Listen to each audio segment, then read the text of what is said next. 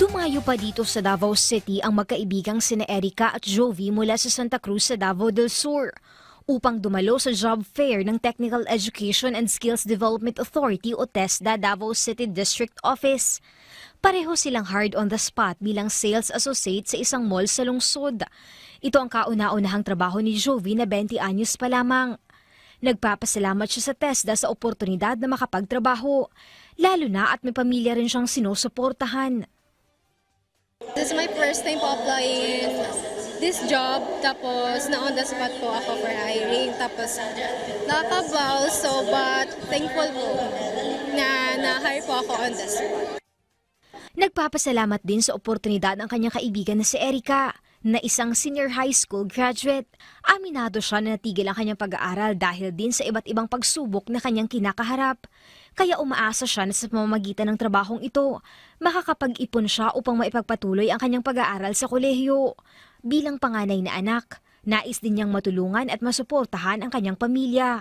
Siyempre po, sobrang saya kasi I'm the first one who got hired po despite of many people na nandito first. And nung una, I'm very nervous but afterwards, napakasaya po. Samantala, si Johnny na galing pa sa kanyang graveyard shift bilang receptionist ay diretsyo nang pumunta sa naturang job fair upang mag-apply sa isang international manpower company bilang receptionist sa isang hotel sa Qatar. Naipasa na niya ang kanyang kinakailangang dokumento at hinihintay na lamang na matawagan ng kumpanya. Bukod sa malaking sahod, ito rin ang kanyang pangarap at sa kanyang pamilya. Hindi naman po stressful gaya nung dati, so medyo mabilis po yung process ngayon. Ayon sa TESDA, kabilang sa mga highlight ng aktibidad ang job fair na nagbigay ng employment opportunities at career guidance sa mga job seekers. Naghatid din ito ng iba't ibang government services, skills development programs at tulong sa pagproseso ng mga kinakailangang dokumento. Nakiisa ang mga employers mula sa retail, customer service, BPO, engineering, manufacturing, hospitality, education, healthcare at iba pang sektor. May access din ang mga job seekers sa Learners Profiling and Enrollment, TESDA Skills Passport, Enterprise-Based Training at Career Guidance Services. Daan-daang job seekers ang dumalo sa aktibidad. We remain committed to the building on this success by working closely with our partners from the private sector, the city government of Davao, and national government agencies. Samantala, suportado rin ng mall management ang aktibidad ng TESDA 11 bilang tulong sa mga naghahanap ng trabaho.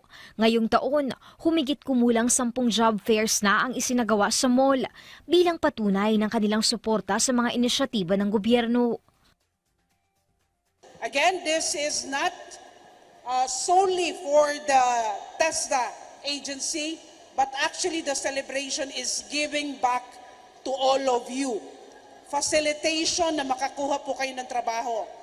Facilitation, kung may kulang pa, bibigyan po kayo ng training ng TESDA. Kung kulang na national certificate, bibigyan po kayo, fa-facilitate po natin ang national assessment. Ika nga, one-stop shop po kayo dito ngayon. Tiniyak din ng TESDA 11 na magpapatuloy sila sa pagsasagawa ng mga gaya nitong aktibidad para sa mga mamamayan ng Davao Region.